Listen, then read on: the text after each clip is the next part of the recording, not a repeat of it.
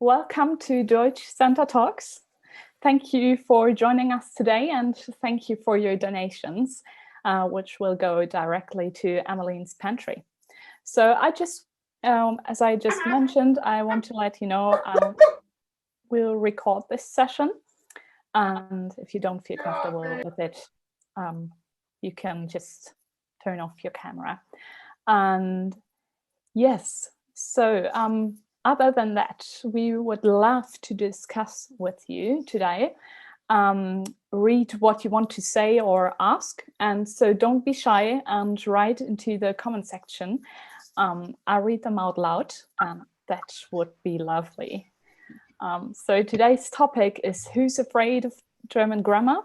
And I want to welcome our guest, German teacher Jan Richter. Welcome. Hello all together.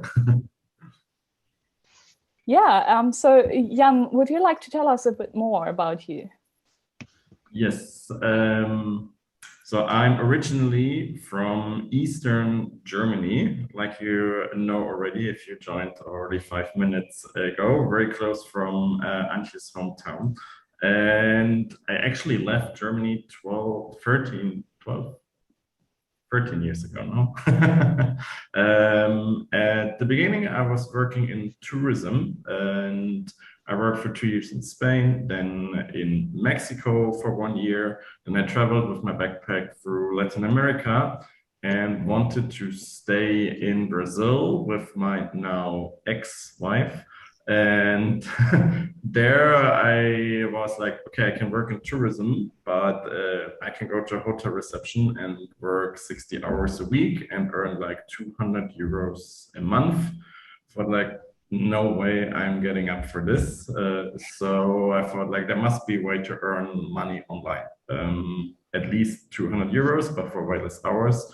So I started to research and started to learn, teach German because a girl in that small village asked me, can you teach me German? You're the only German I know, and I want to study engineering in Germany.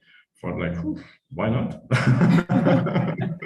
So that's how I actually got into teaching German, and I soon started to teach online, had more students online, and set up my own website about German grammar because I was not satisfied with the explanations that were out there. And for me, in school, German was like one of my worst subjects. And then if we had an exam in German, it's pretty much I couldn't sleep because I knew I was bad in it. So I was at the point that I had to learn my own language myself when I started teaching it, especially the grammar. I could say, well, this is the correct version, but why? Who knows? But obviously, I'm a native speaker. I have the advantage. I know for sure this is correct. So now I have to figure out why. So I taught myself the language, and my explanations are pretty much from a student point of view, not from the teacher's point of view, who studied that in university, who knows all the different exceptions to every rule that obviously exists.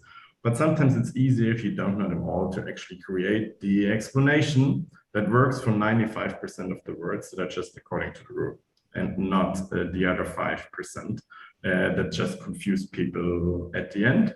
That's why my concept is I teach the 95%. So like a 95% rule that everybody gets the system and exceptions are only mentioned when it's actually necessary because you need this word in every sentence. Like I obviously have to tell you that to be sein is not a regular verb. So it has irregular forms. But apart from this, if it's a word that you need once a month, because it will not help you in understanding the whole system. And that's how I got successful because I teach it in a way that is very difficult for many others to actually focus on the 95% and not on the per German perfectionism to make it 100%.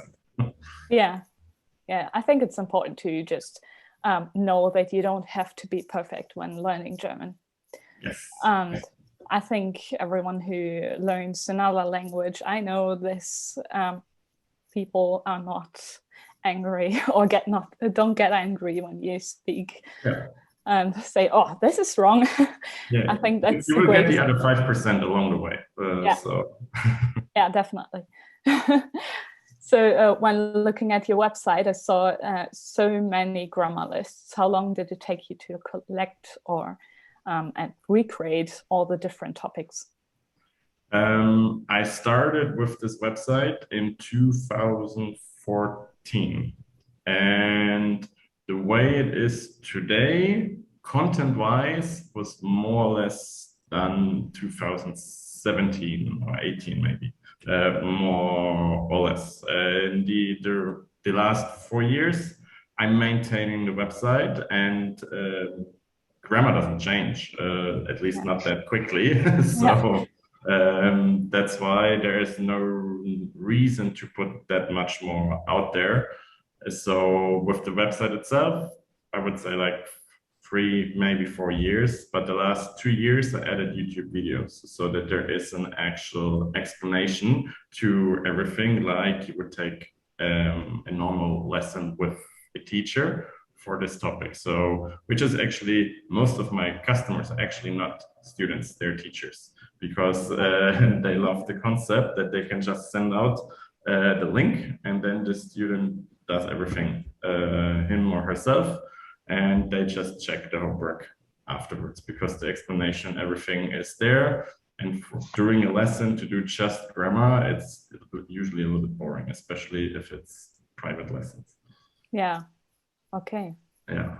Yeah, must have been a lot of work. I can imagine.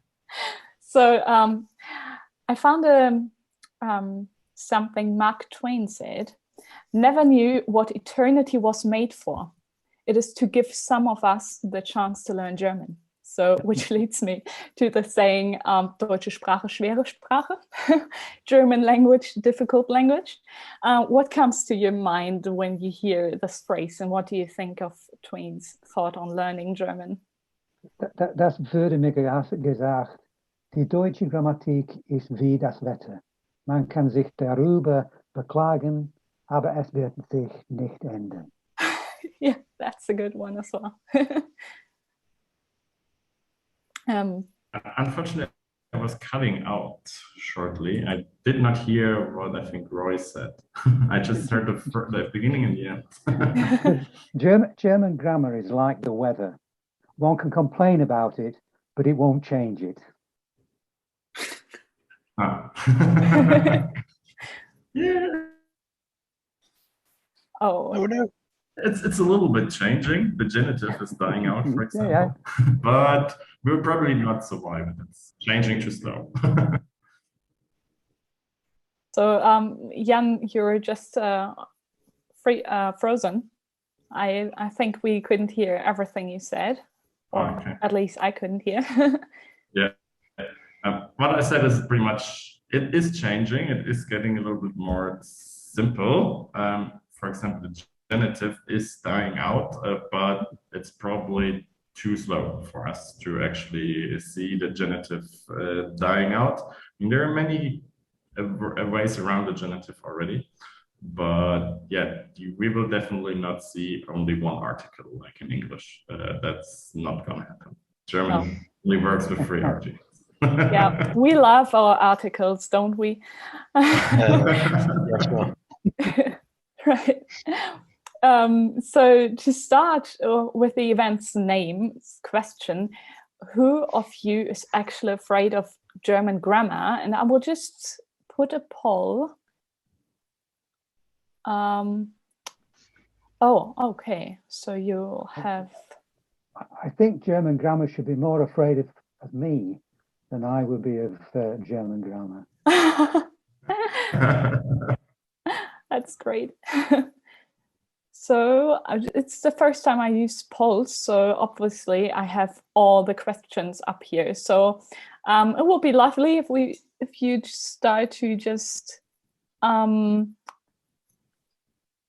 don't think fear comes into it for me. It's just I can't do it. Okay, I put a poll up, so it would be lovely if you could answer the first question. So who's afraid of German grammar? It would be lovely to know. It depends which part, because like the word order, I'm like that for some reason that just clicks in my head. But ask me which gender something is, and all the table of articles, I'm just like that just scares me. Yeah.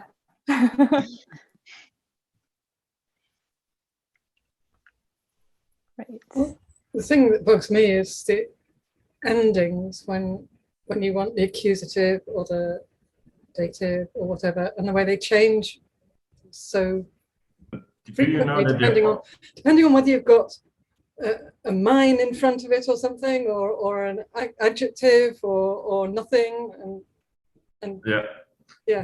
Why?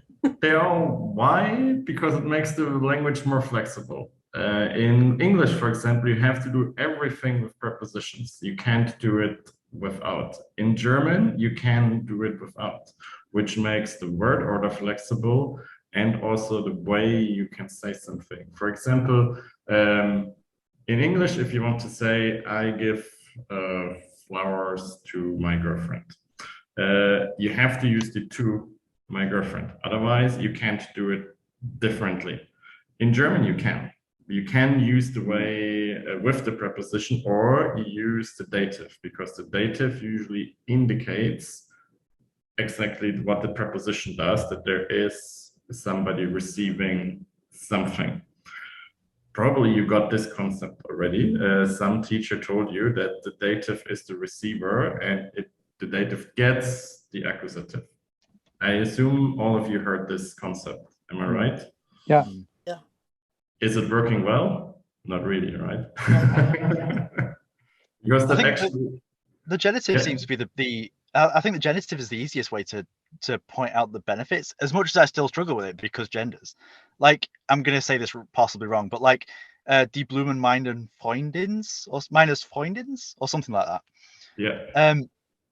Where you, like you're saying the flower's my girlfriend, whereas in English you'd have to add extra words there.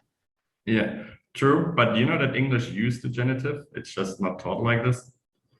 It's my neighbor's house. The S is nothing than the genitive S. So that's the case that English is still using. Also, English use cases with him and her. That's just like the same thing. You just you get taught differently, because to get the concept of accusative and dative for just those pronouns would be a little bit overkill for this. But in German, the reason for this, to go back to Philippa's question, it's pretty much to make the language flexible. I think it also has the image that Germany is the country of the poets and the writers, and this is due to the language. The language is flexible. You can create words in every way you want, and it is maybe not written in a Duden, but it works perfectly fine and everybody will understand it. English and other languages are way less flexible, and the cases are the major part why this is possible, because you're not depending on a fixed structure with prepositions. But the concept, of course, with the receiver and what is given only works if there is actually an action like that. That something has to be given, but you of course have to use the dative also. Sometimes if nothing is actually given, because either the preposition requires the dative case, for example, zu, von, and that has nothing to do with receiving something. It's just like the preposition tells you, take dative. Okay, I take the dative. And the same could be with verbs. It's the same thing, like antworten and gefallen, helfen. They use dative case, unless you put a preposition in there that wants something else. So this is the actual concept of the cases, is the main one, but the most use is actually after the preposition and then whatever the preposition wants. And then it's just like in English, just a little bit more complicated because you have to adjust endings. Yeah, Matthew, you have a question.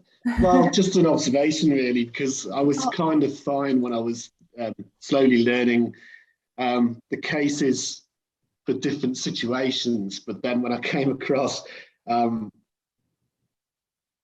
having to use them depending on what the, like after mit or nach or any other preposition. I just thought, this is crazy.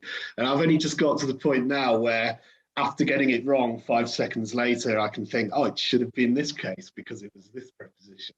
So that's what I found difficult. But it makes sense. It just seems quite complicated to learn. Yeah. Usually with the preposition, it's like you have to memorize what the preposition wants. There's no real rule to that. You have to know it. With the verbs, it's usually where you still get something. It's just something that you can't really touch, so that it's not really materialized. Like with helfen, you get help, but you can't touch help. Obviously there are exceptions from this, but most of the time, also if you would translate this, most of the time with the dative verbs, you actually would have to add a to there in English. Helfen is the perfect exception from this, but this is usually working if you have no idea and you have, so okay, it's something with to in English, go with dative. The chances are high that it actually works, but definitely if it's something. I don't know if you have a view on this, but recently I've started watching as much German TV as possible, and I'm only kind of lower intermediate standard, so a lot of it goes over my head.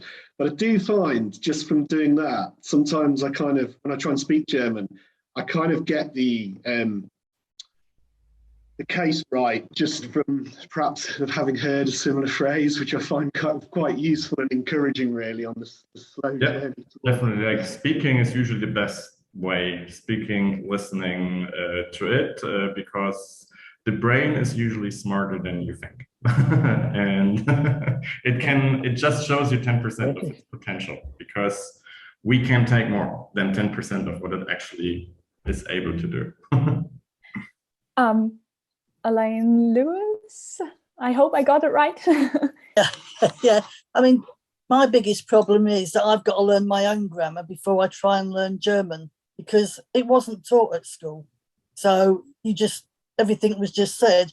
You did English language as a subject, but all you actually did was wrote an essay, and that was it. You didn't learn what you were doing or why you were doing anything, you just did it.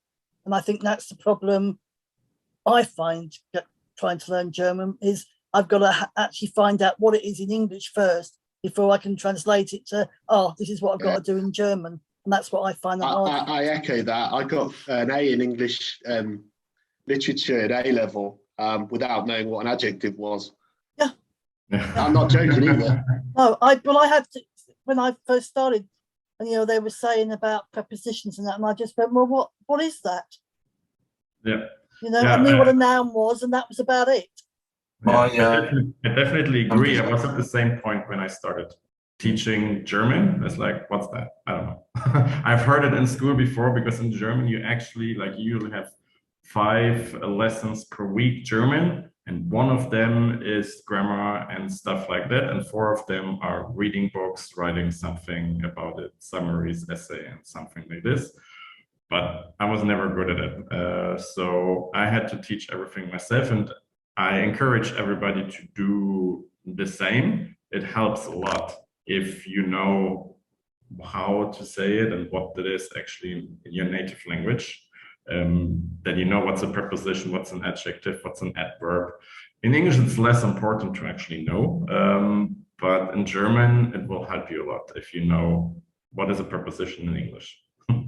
I think a lot of people actually would struggle to define what grammar is in English, whereas Germans are very aware of what grammar is and the difference that it makes. I don't think so. If you're not talking to German teachers, they will not be able to tell what's the difference between accusative and dative. It's like what Elaine said. She heard the word preposition and she can look it up in the dictionary, but that's about it. What they can explain to you, unless they have teaching experience. If I would ask my parents explain the difference between accusative and dative, they would say maximum what might come is you ask with wem for the dative and wen for the accusative, which is not helpful at all for somebody who's not a native speaker. Yeah, very true. Actually, most of the time I'm like, oh, well, okay, you're German, you should know, but you don't know.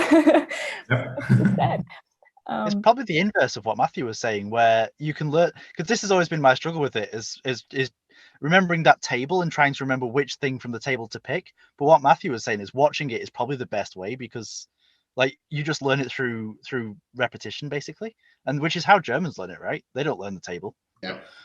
No. But you know that there's just one table and the rest is just a slightly adjusted copy of it. Like the only table you actually need to learn is pretty much the definite articles in all the cases. And the same endings apply almost all the time to the adjectives and definitely all other articles. So that's the one that you have to know, and everything else is just the same. You have to know when not to apply this ending, and then it's usually nothing, or if it's an adjective, it's an E or an N. But everything else is always according to this. Can I raise another thing that I find a bit confusing? So I'm interested in whether anybody else does.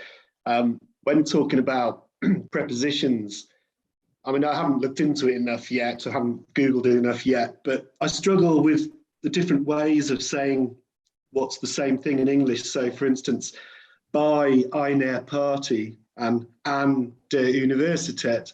I understand that obviously there's no hard and fast rule for when to use by and when to use an, or in even. But when I'm thinking I want to say this, I just have no idea which one it is. Usually, by is always used if it's a person. That's obviously you will find a few exemptions of this, but by is usually if it's a person, like by Oma, by meiner Freundin, and an if it's actually something else. An der Bushaltestelle. But it doesn't mean that by doesn't work there. It's just, you can also say ich bin bei der Bushaltestelle, but you cannot say ich bin an Oma. So usually human beings are excluded from an and always use by. But especially if it's a local preposition, by can pretty much always be used, and an for everything except human beings. Thank you. So I just thought about a sentence like, das ist bei Aldi im Angebot. Oder, oh, jetzt habe ich es gesagt, Lidl. Da sagt man ja auch bei. So you say by and not an. So. True. Yeah. Maybe that would be an exception. I don't know. Yeah, by, usually if you want to get it right, by works all the time. An is a little bit more special. Yeah, I think it has something to do with because it's a brand name or a company name, they usually work a little different than the rest, like proper names. Most use something out of, that's not the ordinary way. Yeah, so names are not limited to people. It's also, including. Yeah, but that Oma and Opa is always by and an. Yeah, probably brands too. I would have to check that, but it makes everything that's a proper name. Yeah. To throw a complication in there, if you were to specify that you were at a specific named university, so like Matthew's example was an der Universität, but what if you were at a specific university? That's got a proper name now, right? Ich bin an der. There you use usually an, but it is due to ich bin eingeschrieben an, so it comes together with the verb to be registered there. That one wants to use an, and I think that's where the an comes from. But for example, if you want to say that you're at the location where the building is at, then an or by both work well.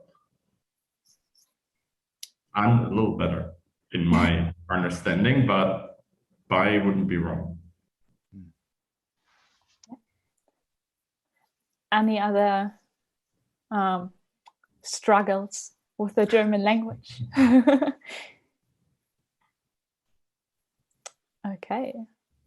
So in the chat, I just had a look, and Natasha said, I teach German to primary school children, but as a native speaker who hasn't had any German schooling, I do struggle to teach the grammar side of it.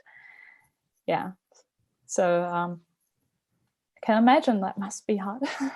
Yeah, I can imagine. Like for me, I would not want to teach a language. I'm not a native speaker. So just simply because I would say my English is quite decent, but I'm never 100% sure if it's really correct, because it's pretty much just my gut telling me, okay, that sounds good. So, but with German, I know, okay, this is for sure the way it's supposed to be. So yeah, I can get why it's difficult, because you will probably sometimes encounter those exceptions and then I'm not so quite sure about. So what's the correct way? Or it's also harder to find out why is this wrong and why is the other way the better way. Yeah, I believe you. That's very hard, but I think you can also prepare yourself a little, because it's primary school, so you don't have to do the advanced stuff, because from C, it definitely, you get all the exceptions from the grammar part. With the beginner level, you can do the cases and the tenses. Tenses are super easy in German, by the way, much easier than in English. And just the better you're prepared, the more often you actually try the examples and the exercises, the less exceptions you will find. And then just when you know this sentence always where everybody struggles because it's not according to the rule, and it's not really essential that people know this, kick it out and use a different sample for this. Because at the end, if students see, oh, exception, exception, exception, they will just see, oh, we're never going to learn that. So just the better you're prepared and the better you try which examples work, the easier it will be for you to. Because nobody's questioning you anymore if it works according to the rule. Yeah. So Natasha just wrote, that's true. I try to keep it simple. Yeah. So Jan, is this a common fear you've observed with the exceptions, or are they? Yeah, like especially like with the quote of Mark Twain, it already explains it a little, but I think it's a lot due to the free articles, which are of course a little scary, especially if you're coming from a language that only knows one article pretty much and no different versions of it whatsoever. In Spanish, you at least have two and a few different versions of it. In English, it's just that, and that's it. But I think after you got past this, German can be a lot easier than English, especially if it comes to tenses. No continuous, no subjuntivo like from Spanish. It doesn't exist. Nobody cares which past tense you use, especially in spoken language. Just use the one that's easier, and it's correct. Okay. So yeah, anyone afraid of articles? The difficulty I have with them is that, like, for example, you've got the nominative, accusative, dative, genitive, and you've got like two like axes on that. So the dative, nominative, and accusative, and genitive, I can understand the difference, but it's like, right, so which gender is this word? And I'm like, oh, I have no idea. And you're kind of stuck at that point. So you've just got to kind of guess. Well, what I can tell you, if you go to my website, if you sign up there for my grammatic course, the first lesson will be the article trick. So it's a little trick how to get a very high percentage in this guessing game with the article. It's pretty much based on the beginner level. Most words are actually masculine. especially the ones that you need on this beginner levels. If you take all of them together, they're actually more feminine than masculine, but I guess that's more a struggle for beginners. That's why I usually tell everybody, learn by heart what is neutral and what is feminine. So with like, obviously female human beings get the D, and the height, kite, ION endings get the D. And the same for the neutral ones. And don't learn in masculine ones, because for everything that's not according to those two is simply just masculine. That's the very short version of it. And especially everything that's a human being or something alive, and not particularly a female masculine. And that works almost always. So like with that rule, it's like you get 75% of regular words on the till B1 level. Then 75 is much better than 33 by just giving it a guess. I think what you're saying there is if it has one of the standard suffixes that you just mentioned, it's generally feminine. If it doesn't have that, it's generally masculine. Then the chances are the highest. Yeah, if it doesn't have one of those suffixes that pretty much determine it. I always add the E for the feminine ones. If you have just an E ending, this is not one of the official ones, but many feminine words end on E, around 90% of them, and many words end on E. So that's why mostly E is also feminine. And with everything else, you go for the masculine, and you have pretty high chances to be correct. I like it. Yeah. No 100%, but much better than 33. Ingrid would be the next. Yeah. Thank you. Yeah, you answered. I had two observations really. One of which you've just answered, which was around have you got any tips for learning the cases? Because you touched on Spanish, and I speak reasonable Spanish, and they have rules too for genders, but they seem to have fewer exceptions, and that's one of the things I really struggle with. You know, for example, you mentioned there about female people being D, but then you've got das Mädchen. So that there always seem to be kind of exceptions. But my other observational question is, one of the things I struggle with is trying to balance lots of different bits of grammar at the same time. So, for example, in the class I'm in, we've just started to learn the preteritum. So I'm kind of, my brain's focused on that. So I'll find I'm spending so much time focusing on that, and maybe I'll get that right, but the rest of the sentence, which is things I already know, kind of goes out the window. And I just wondered if you had any tips for trying to balance all of that when you're trying to focus on something new, how you perhaps shouldn't forget what you already know. It usually works the best if you don't learn just single things. So that if you use just a single word and then you learn all the different versions, like in preteritum, there's so many irregular words, you get crazy by it. That's why I wouldn't spend too much time on it anyway, because most Germans don't use preteritum a lot. In Switzerland, nobody does, because there is no preteritum in Swiss German. But usually I always would never learn stuff just like from a list. I actually have the list on my website because they were highly requested, but I would actually not recommend anybody to learn with lists, because you never have the full example with it. Because if you learn the preteritum, and always read out for yourself a whole sentence and not just the preteritum version of the verb, it will be much easier for you to actually keep the rest together too, because you see it over and over again while learning the preteritum. And maybe for the preteritum in particular, did they tell you which verbs you actually need to know in preteritum in German?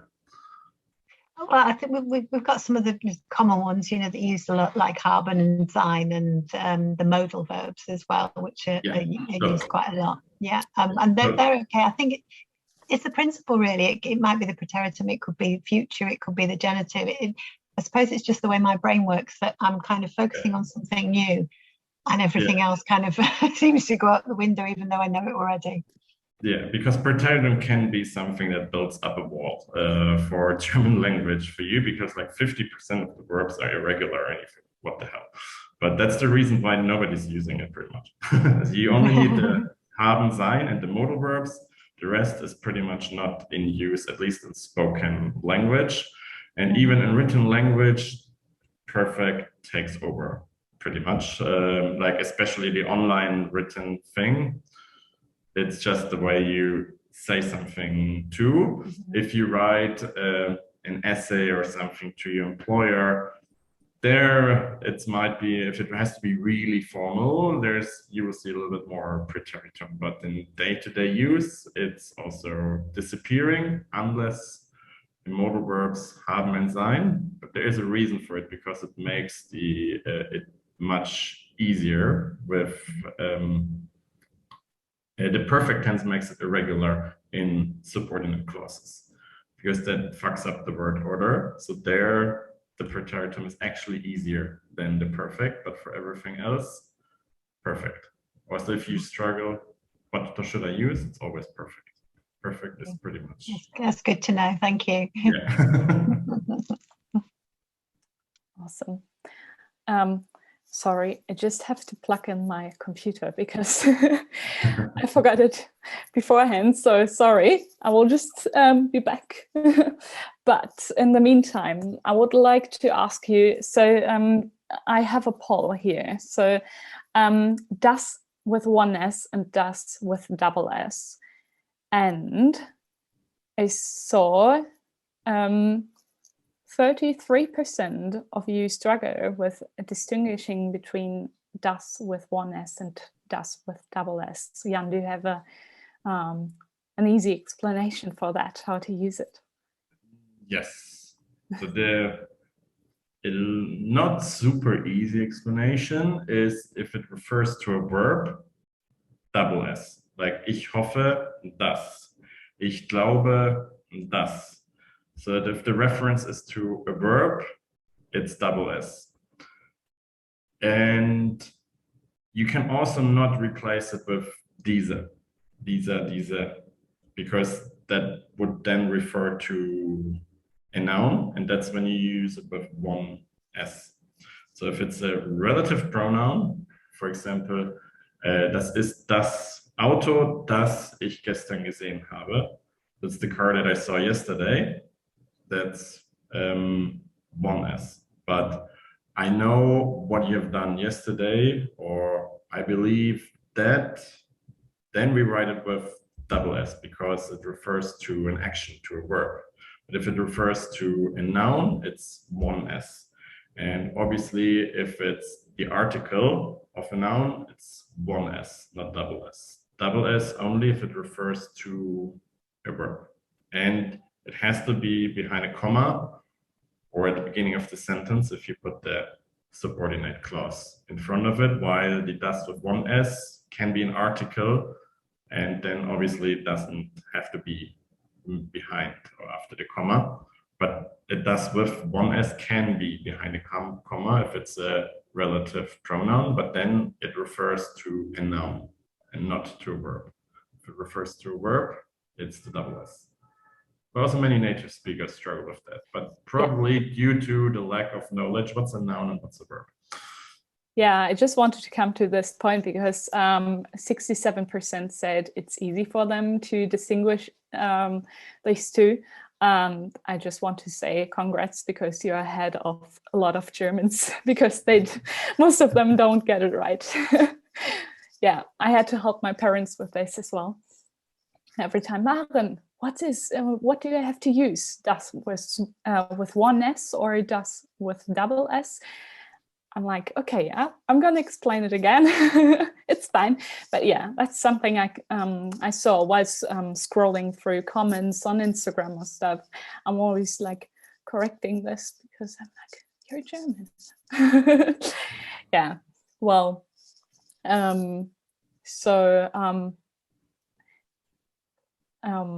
coming back to the articles, I just had a look at Duden, and Duden says that most combinations, like when you have die or das Nutella. I think most Germans know the struggle with Nutella. Is it die or das Nutella? So most combinations of these articles are masculine neutral. And when it comes to words with two articles, so, and 20% of the words in general are neutral, 34% are masculine, and 46% are feminine. So it's a little bit unfair, because if you struggle with with articles, it's not. I think it's not quite that easy to get it right. Look, just by looking at the numbers, gives. True, but like I said before, in the moment you include the E to the endings for the feminine ones, that covers quite a lot that is not covered otherwise. You will have 9 out of 10 chance to be correct with that E is a feminine one, because usually I think there are 15 to 20% of all words, all nouns actually end in E. So that's left out with the regular endings. That's why I always recommend go there with the feminine if it ends on E. And then you already get a way higher chance to be correct. And you eliminate many of those nouns where you think like, hi, what is this now? This is not one of those endings. It doesn't work according to any other rule. And like I said, to make it simpler and the process in the head quicker, just focus on feminine and neutral, and the rest, what's not according to this, go with masculine, especially at the beginner level. In the more advanced, that might change to go for the feminine version, because there are more feminine words, but many of them are with the E ending. So that's why for beginners, I noticed if they use that trick, it speeds up, because usually it's a blockade in your head that stops you which article to use. And that's what it is designed for, the article trick. But if you actually have the time to check the dictionary, do it. Nowadays, you just have to ask Google, and Google tells you immediately. You don't have to open the book anymore to do this. But there's no way around learning it for sure and memorizing. But yeah, that's the first wall that might be too big for some people, including Mark Twain, I guess. But after you jump this one, there is a slightly smaller one with the cases, and then it gets, at least in parts, easier than English. Yeah. Okay. How much is it? How much is it obviously wrong if you use the wrong gender? Like, how much to a native speaker does it sound wrong if you use the wrong gender? It depends. If you have a preposition in front, it doesn't really matter, because we know with the preposition what is the purpose of what you're saying. If you use it without the preposition in front, so if it's like one of those to give something things, and there it's wrong, that can be confusing, because then it's not obvious anymore who gets something and what is given, if it's fucked up there. But with the preposition, without a preposition, it gets harder, like especially those with the we give something, because then you can't identify anymore who is receiving something.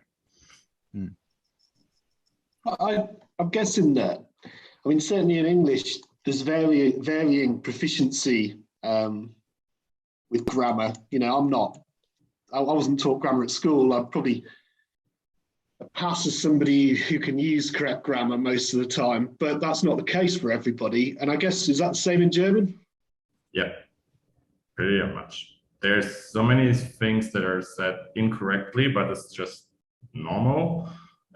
One example that is a pretty common one is these einzigstem. That's the superlative of einzig, so unique or a single one, is you can't increase that anymore. But it makes super sense in German language, what's wrong. And so many people using this. Also, many people pretty much don't use plusquamperfect whatsoever. although when it should be used in some cases.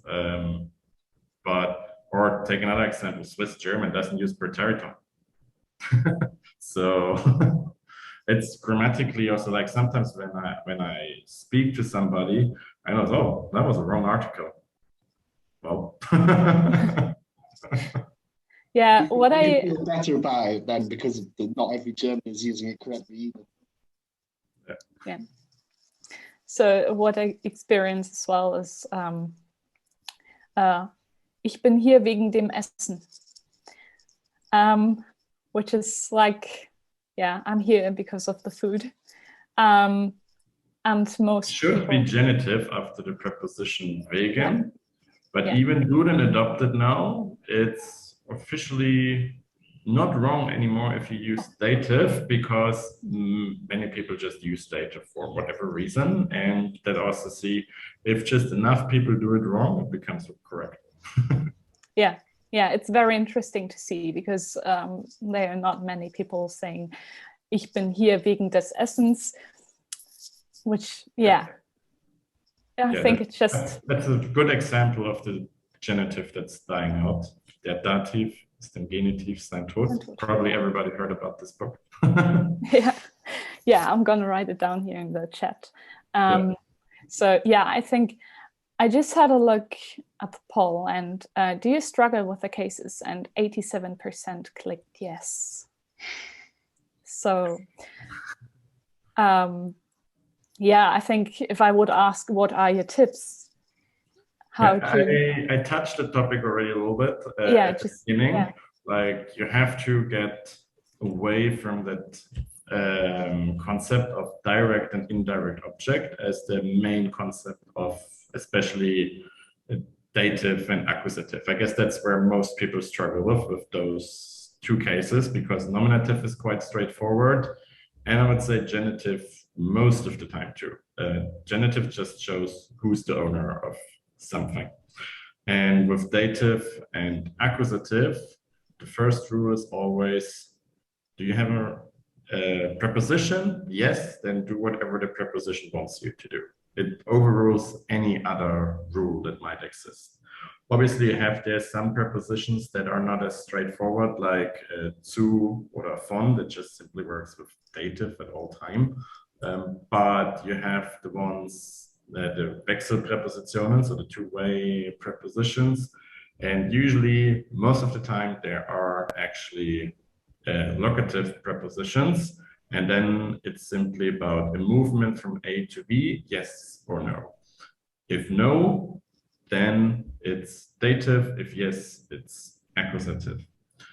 If they're not about a position or a movement, they are most of the time not so two-way anymore, just one way. The only ones that are kind of still changing if it's not local or locative is an and in. They do a little bit what they want. But the rest is, in the moment it's a temporal preposition or something else, is one case only. It's sometimes a little bit hard to identify what it is, but usually the main ones are temporal and locative. And then it's usually, except with an and in, always the same case in the moment it's not locative. And with an and im, it's usually about, is it dynamic or not? So they're pretty much the same concept, just not as straightforward. Like because obviously it's a little bit not very objective to say this is dynamic or not if we actually don't have a movement here. But I think about if I find an example. Not really at the moment, at least not by heart, but usually it applies the same concept with dynamic and not dynamic if it comes to a purpose an and in, not about locative, and not about the location and not about the time. And after the prepositions, you still have to check what does the verb want. So if you have no preposition, does the verb require you to use dative, genitive, or nominative? don't bother with the accusative because that's just in default version. If you have a verb that doesn't want nominative, dative, or genitive, just go with the accusative because that's then just the direct object. But you have some verbs that require double nominative. They are very easy to identify because subject, object are the same person. Like, ich bin ein Lehrer, I am a teacher, I and teacher, same person, same case. So that's why it's both nominative and the verbs that want dative and genitive, you pretty much have to know them by heart. There is no straightforward rule to it. Like I said before a little bit, if there's still something given, if there's a receiver, it's highly likely to be a dative verb, but you will find exceptions from this. There are actually not that many. I think there are just around 50-ish dative verbs. So that's a list not too long to memorize. So that's worth memorizing there and working with that list. And the genitive verbs, it's pretty much if you work in the court or at the police, you will need them. Otherwise, not so much. That's why, or hospital might be, there are also a few. If you're not working in those three areas, I would not bother too much, at least at the beginning with them. And yeah, only after you checked, is there preposition in front and does the verb want something in particular, then you go ahead with the direct and indirect object, because then you only have this stuff left that is actually a receiver and something is given, which works with the direct and indirect object rule. And if you're very advanced, to be in combination with some adjectives also requires some cases, but at the beginning, you can just skip that. Are there any questions about the cases?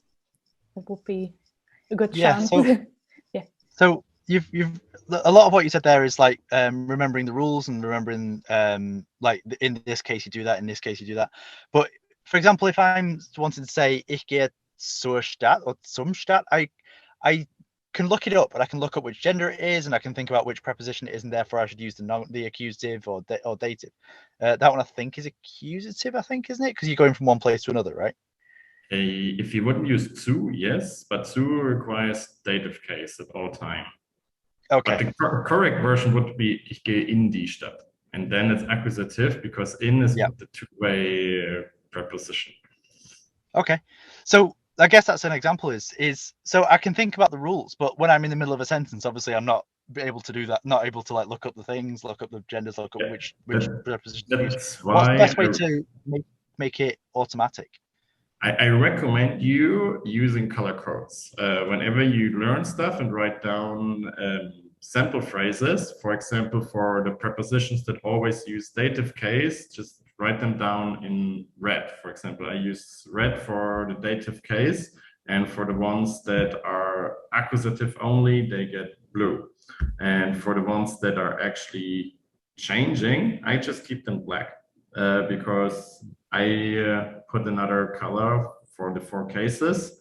And if it's black, I know I have to pay attention here. So that's usually those are the two-way prepositions.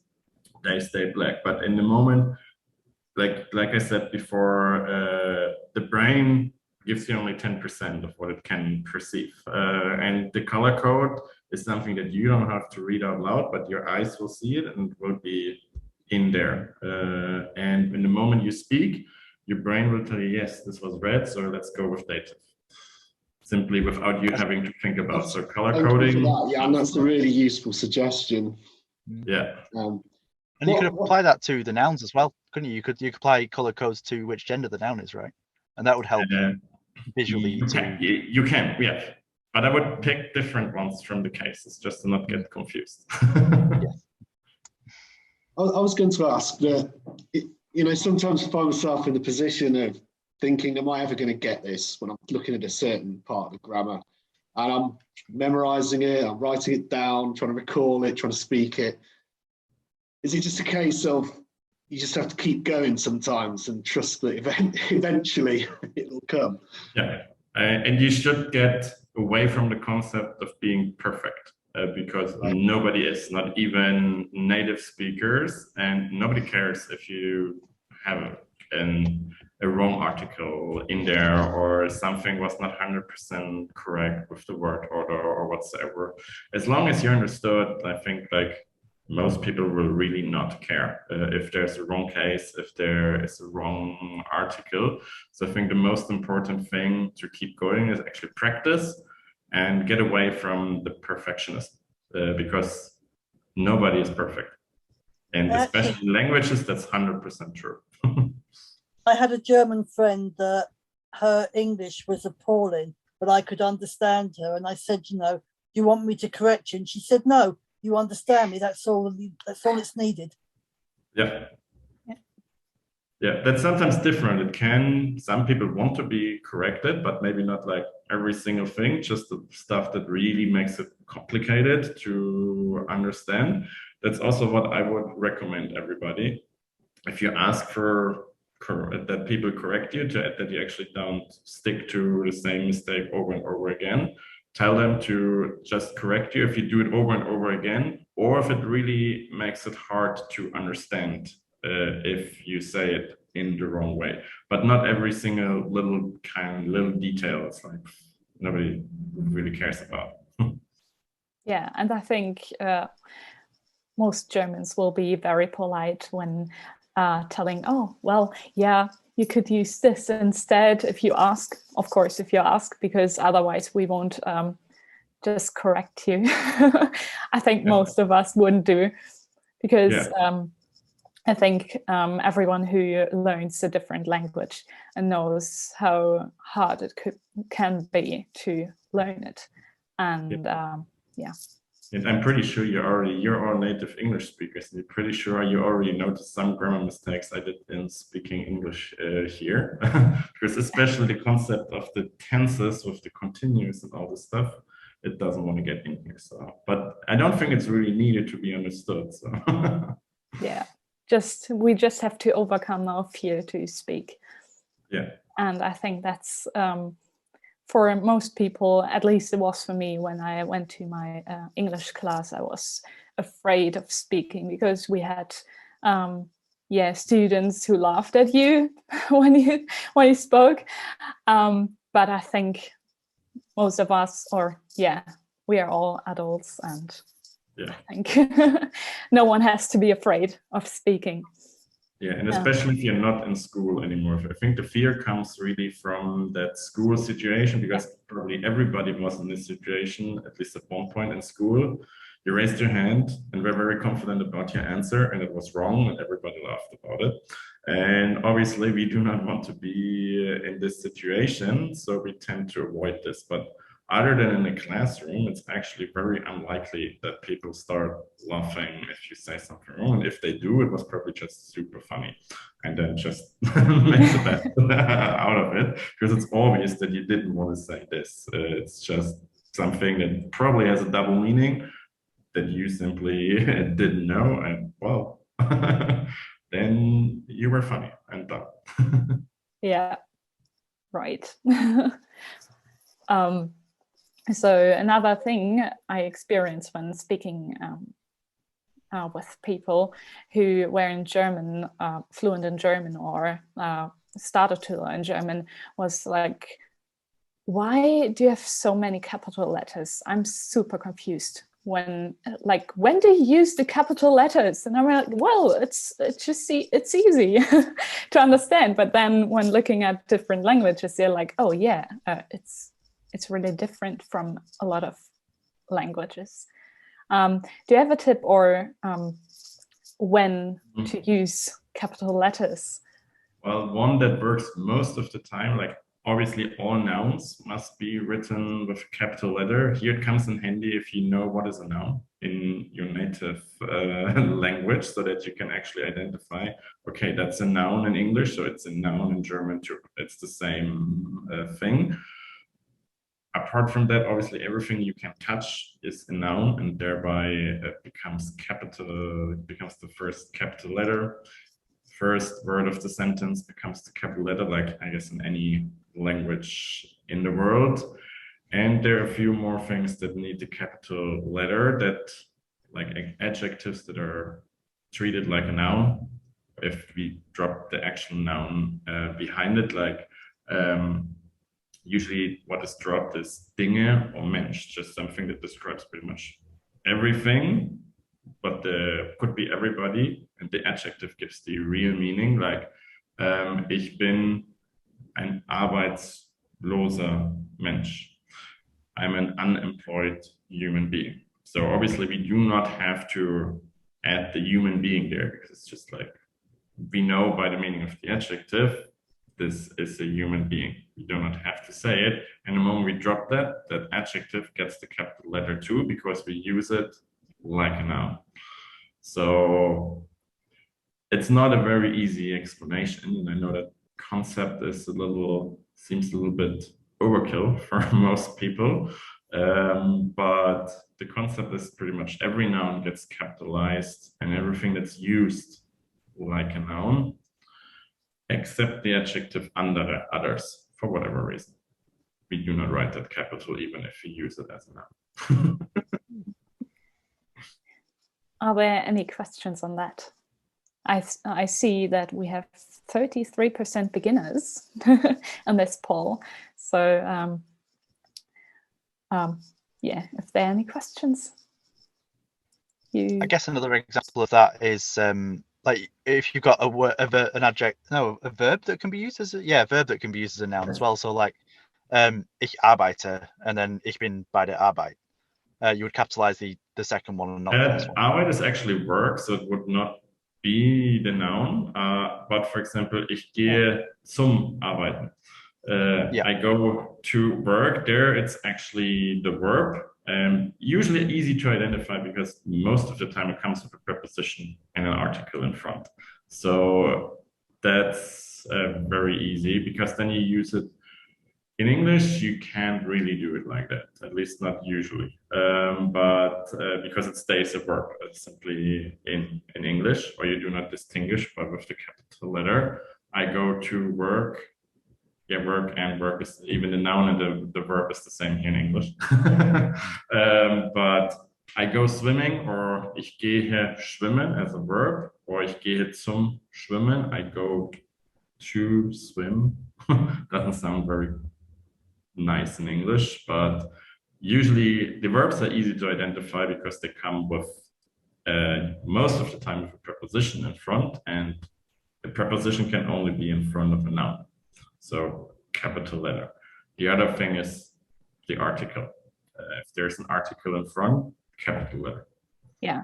So zu dem Schwimmen, zum Schwimmen. Yeah. Genau. Right. Or das Schwimmen ist mein Hobby. Yeah. You can kind of drop that article there, but schwimmen is my hobby. To swim is my hobby. There we use the action to swim without actually doing it in this moment. We're just describing it, and then it becomes a noun. But it's usually identified with the preposition or the article. Yeah. I came across this way of, I think it was like the US military classified how difficult it is to learn different languages, and for native English speakers, and they came up with these groups, and group 1 languages, which are, according to them, slightly easier. They're things like French and Spanish. And the second category, group 2, there was only German in it.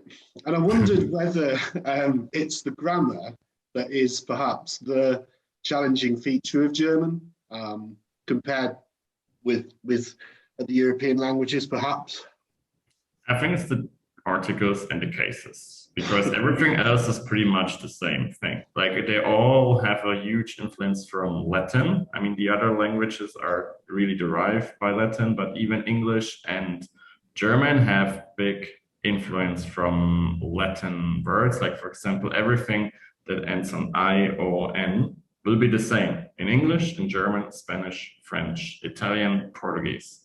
It's always the same thing. It will mean exactly the same thing, because it's always the Latin root in those words.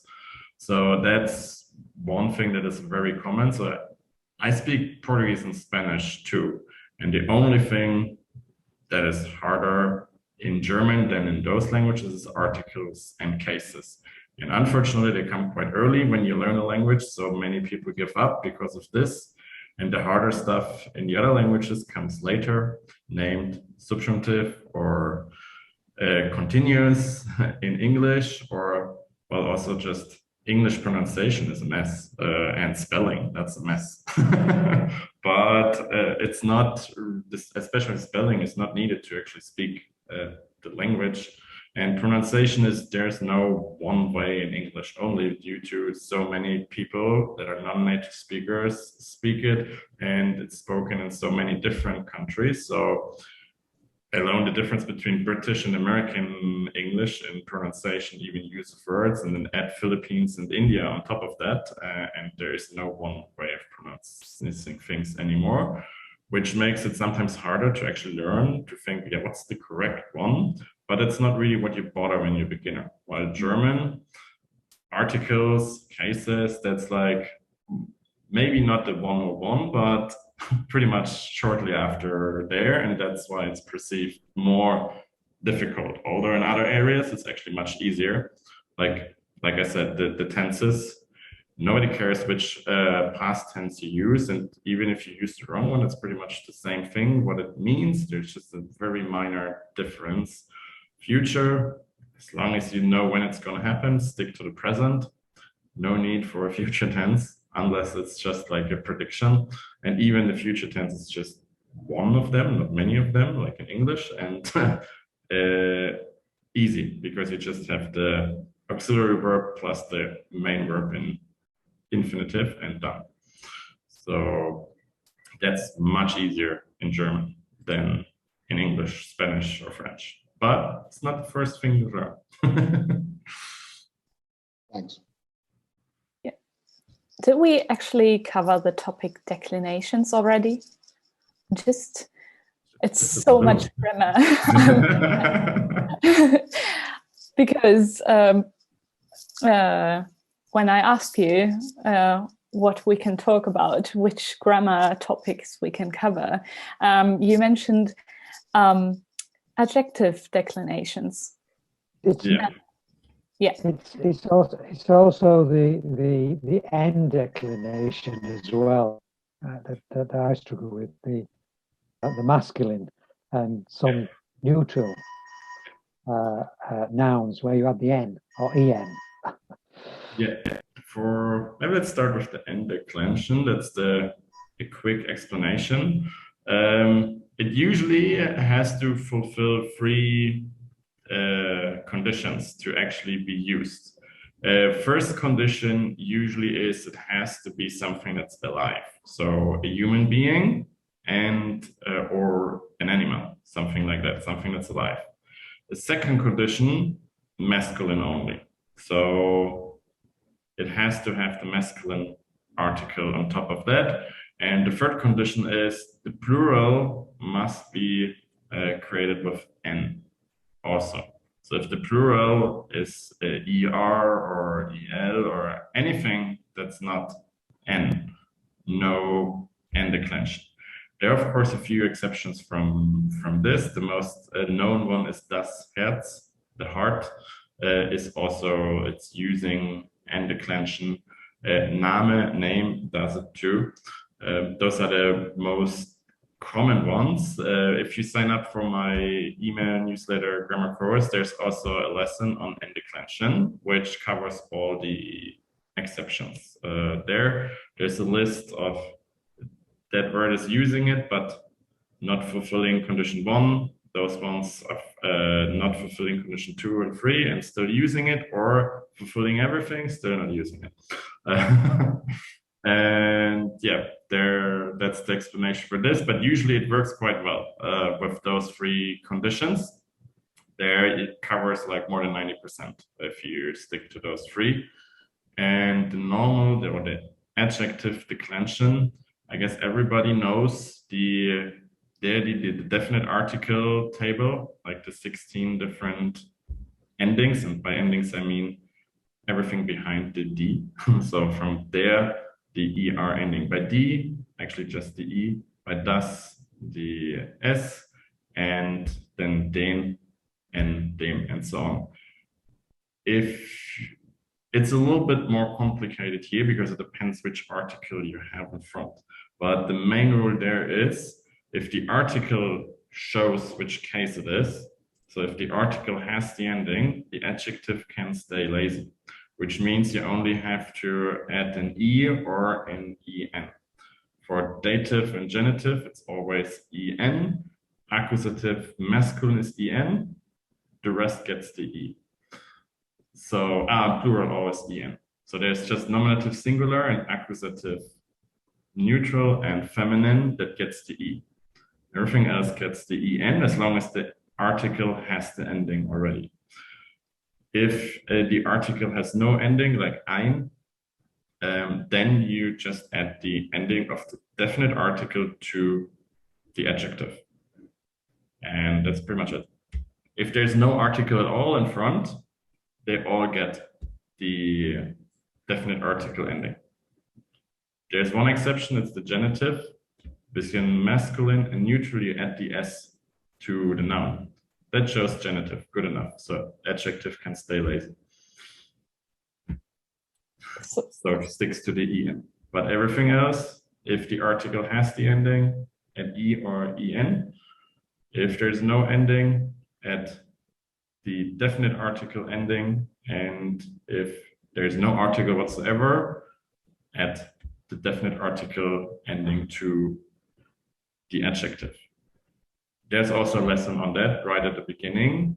If you sign up to my for my newsletter, there's a few words that are treated like articles, which would be a little bit too much to put it in here right now. Any questions? Could everyone follow the explanation? Hopefully. I think, didn't Mark Twain say he'd rather decline 2 drinks than 1 adjective? Yeah, but it all depends on the article in front. Like that's the key to the adjective declension is what kind of article do you have in front of it, or do you have one at all? That's the basic rule. And the basic rule behind that adjective declension is, can we see from the article what case it is? If we cannot, the adjective has a job to do, showing us the case. If the article is already done with that job, adjective can stay lazy.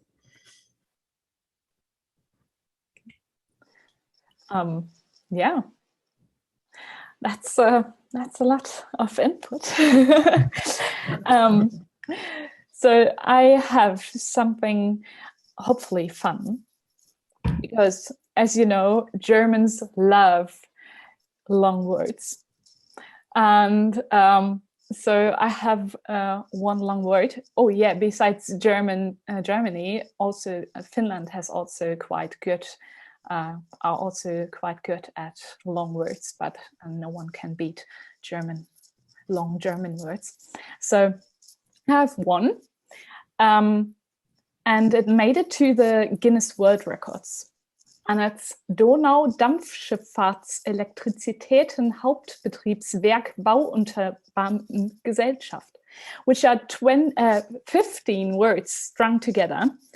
And it basically means Association for Subordinate Officials of the Head Office Management of the Danube Steamboat Electrical Services. So, Jan, are there any rules to it? How do I create a long word?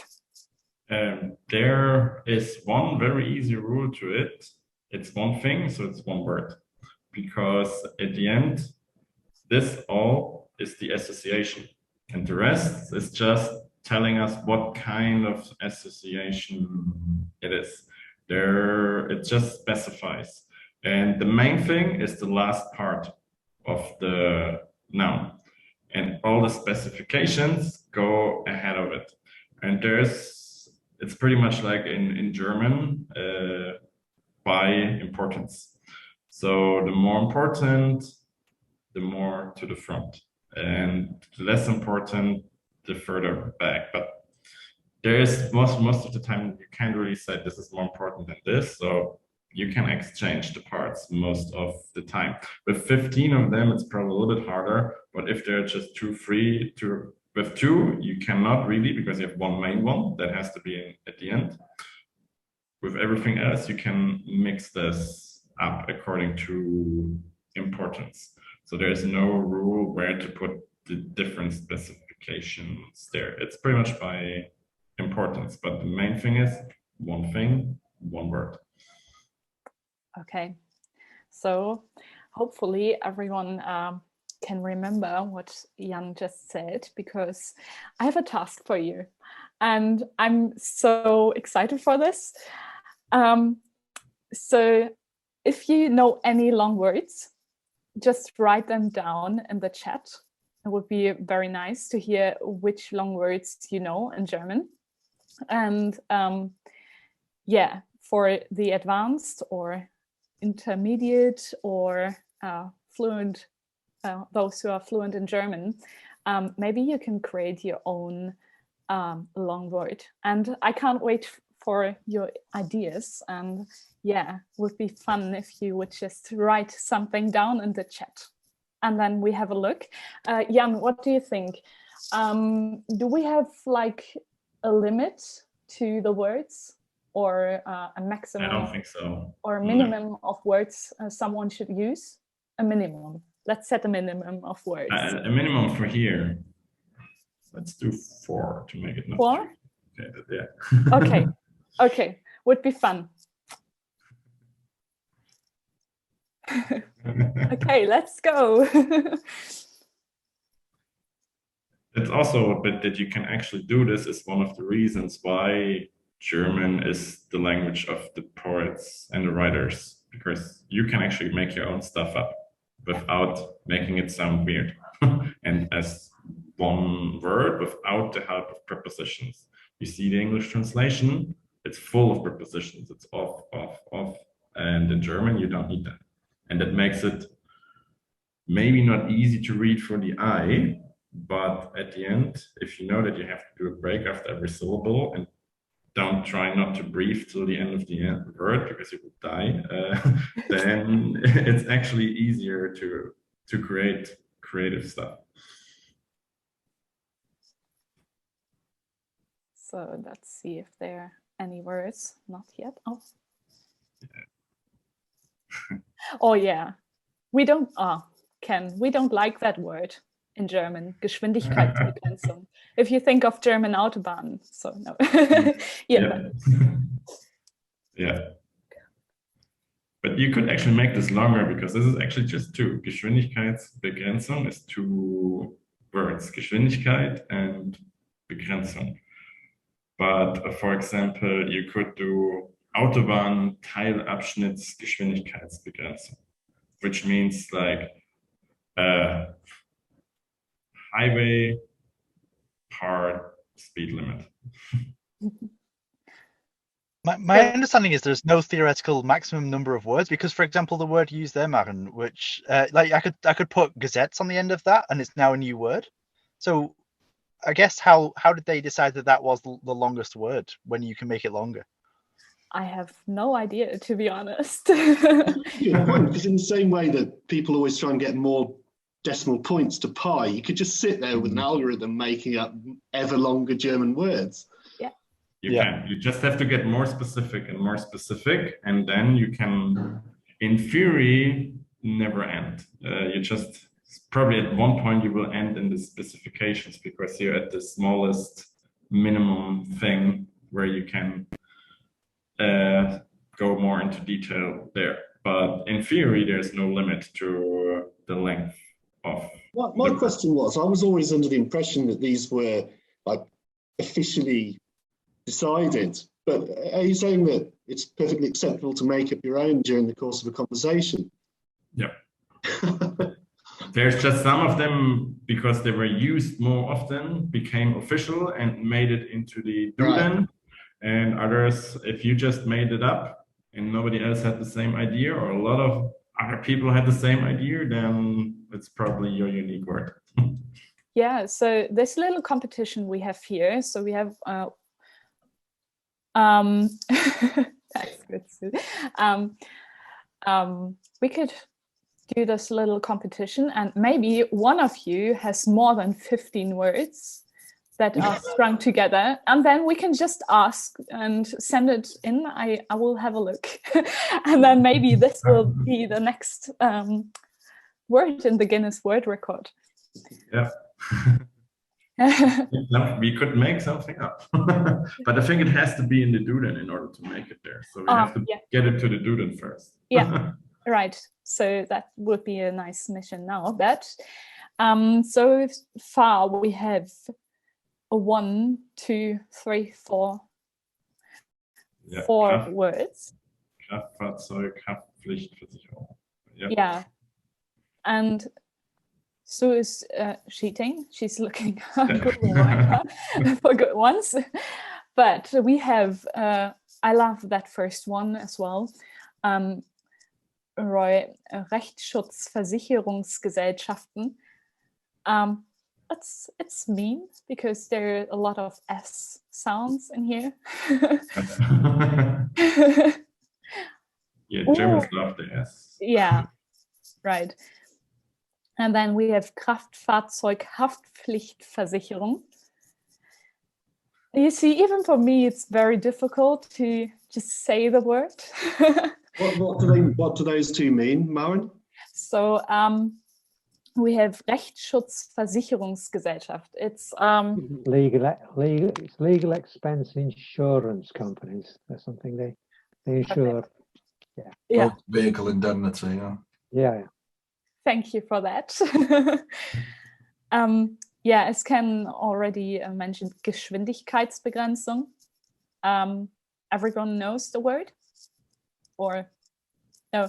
It's so when you're driving on the autobahn, you know that Germans most of the time don't have like, oh, you can just drive 130 kilometers per hour. We can drive faster.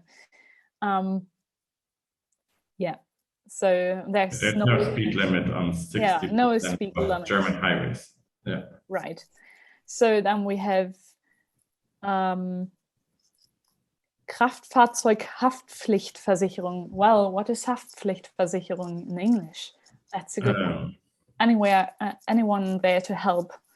The insurance that pays if you do damage to somebody else with your car. Okay. Well, yeah. And then we have Kuhmilchkrug-Untertasse. Good one. Never heard of this. I thought it was okay just to make one up. Yeah, it's a good one. I like it. So it's Kuhmilch, milk, cow milk. Cow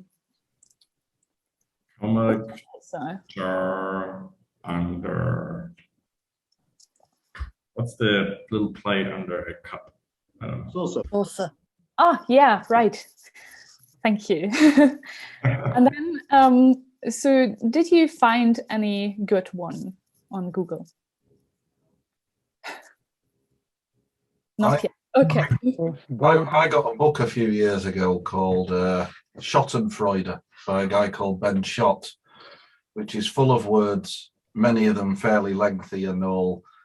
But they're quite, a lot of them are sort of words that exist in German, but not really in any other language. And they're sort of concepts by things being shunted together, like Extrawursttagsgefühl, and which we don't have in English. And apparently it's the feeling that it's like the spring in the step you have because you've had an extra sausage for your breakfast. There's another word, I forget what it is. I've got the book in front of me, but to try and find through it, you know, the feeling that you get when you're sat on a train still, but the train next to you is moving, that gives you the impression that you're moving. Oh, yeah. And it's fabulous. It's not something that you can really read from start to finish. It's something you just pick up and browse through now and again. What's it called, Owen? It's called Schottenfreude. SCHOTTEN. Do you want to put it in the chat? Yeah, I can do. Yeah. Thanks. And there's some. They say that Germans have a word for everything. And that's the beauty of it. You can make it up for, it's probably not, none of them is probably an official word. It's just the author was very creative and made stuff up that now is funny or exciting to read for people who don't know that concept in their own native language, that you can really just make stuff up without a need of a preposition all the time in between, which kind of kills the mood of the thing. Like if you have one word, it's an interesting one here. Scheidungskreide Kreiseprobe, and it's the distribution of friends after a divorce. You know, there's some that really are. There's some Gaststätte erneuer Hoffnungsuntergangsgewissheit. The total confidence that a newly opened restaurant is doomed to fail. And oh, we are so positive, aren't we? Yeah, I'll put it in the chat, but it's well recommended. You'll get a good laugh out of it. Yeah, do this because we have two more because okay, this one is it's cheated. Fußbodenschleifmaschinenverleih. Well, if you so Natasha, you looked it up. Can you also explain this? What it is?